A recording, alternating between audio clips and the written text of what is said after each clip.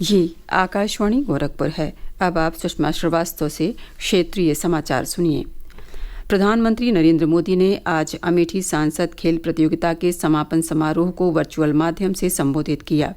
उन्होंने कहा कि target Olympic podium scheme tops योजना के तहत बड़ी संख्या में खिलाड़ियों को देश विदेश में प्रशिक्षित किया जा रहा है। उन्होंने कहा कि सरकार खेलो इंडिया खेलों के तहत 3,000 से ज़्यादा खिलाड़ियों को हर महीने 50,000 रुपये की सहायता दे रही है, जिससे उन्हें प्रशिक्षण, आहार, कोचिंग, किट, आवश्यक उपकरण और अन्य खर्चों को पूरा करने में मदद मिलती है।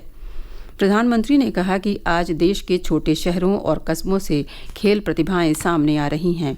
उन्होंने एशियाई खेलों का उदाहरण दिया, जहां पदक जीतने वाले अधिकांश एथलीट छोटे शहरों से थे। प्रधानमंत्री ने कहा कि सरकार द्वारा प्रतिभावान खिलाड़ियों का सम्मान करने और उन्हें हर संभव सुविधाएं प्रदान करने के आज सुखद परिणाम सामने आ रहे हैं। श्री मोदी ने उत्तर प्रदेश की एथलीट अन्नू रानी, पारुल चौधरी और सुधा सिंह के एशियाई खेलों में प्रदर्शन का जिक्र किया। इस अवसर पर अमेठी में आयोजित कार्यक्रम में मुख्यमंत्री योगी आदित्यनाथ और केंद्रीय महिला एवं बाल विकास मंत्री तथा स्थानीय सांसद स्मृति ईरानी भी उपस्थित रहीं। उन्होंने सांसद खेल प्रतियोगिता के विजेताओं को पुरस्कार वितरित किए। इस मौके पर मुख्यमंत्री और केंद्रीय मंत्री ने अमेठी के लिए 700 करोड़ रुपए की 879 विकास परियोजनाओं का उद्घाटन और शिलान्यास किया। श्री योगी ने सांसद खेल प्रतियोगिता को युवा खिलाड़ियों को अपनी प्रतिभा प्रदर्शित करने का मंच बताया।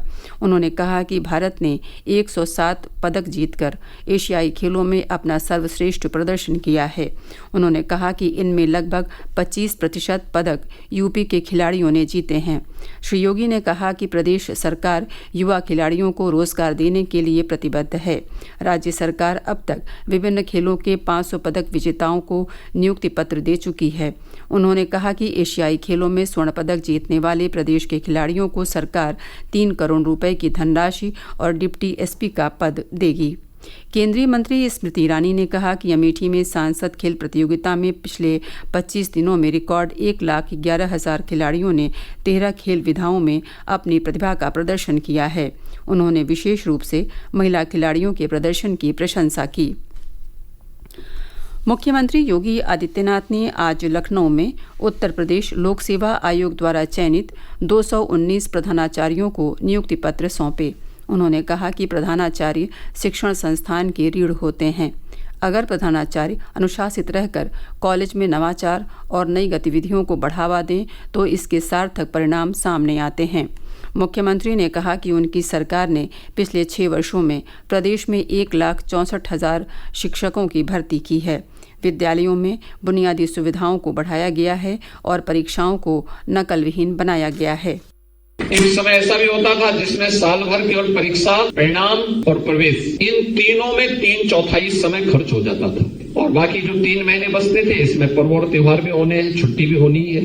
ये पहली बार हुआ है और मुझे लगता है कि पूरे देश के लिए नजीर भी बना कि 14 से 15 दिन के अंदर परीक्षा, माध्यमिक शिक्षा के 56 लाख विद्यार्थियों की परीक्षाओं को संपन्न कराना और अगले 14 दिन के अंदर परिणाम लाना। ये माध्यमिक शिक्षा ने गत वर्ष करके दिखाया।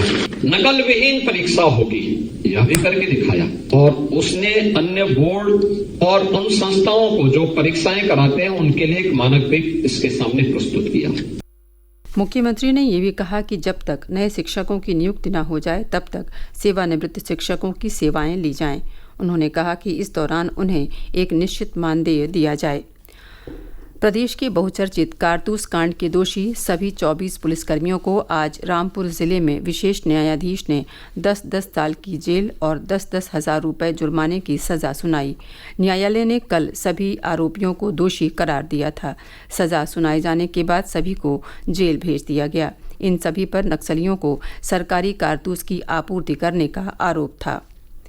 बिहार के बक्सर जिले में नॉर्थ ईस्ट एक्सप्रेस के पटरी से उतरने के लगभग 42 घंटे के बाद आज शाम दीनदयाल उपाध्याय बक्सर आरा पटना रेलखंड पर अप और डाउन दोनों लाइन पर परिचालन बहाल कर दिया गया। ट्रेन की 23 बोगियां बुधवार शाम बक्सर जिले के रघुनाथपुर में पटरी से उतर गई थीं। हादसे में 4 यात्रियों की मौत हो गई थी और 100 से अधिक लोग घायल हो गए थे। बलरामपुर में देवीपाटन शक्तिपीठ पर 15 अक्टूबर से शुरू हो रहे शारदीय नवरात्रि पर राजकीय मेले की तैयारियां तेजी से जारी हैं। जिला प्रशासन ने मेले में सुरक्षा के विशेष प्रबंध किए हैं। मेला परिसर को 2 जोन में बांटा गया है और 9 सेक्टर बनाए गए हैं। मेले में अराजक तत्वों पर नजर रखने के लिए सीसीटीवी कैमरे लगाए जा रहे हैं।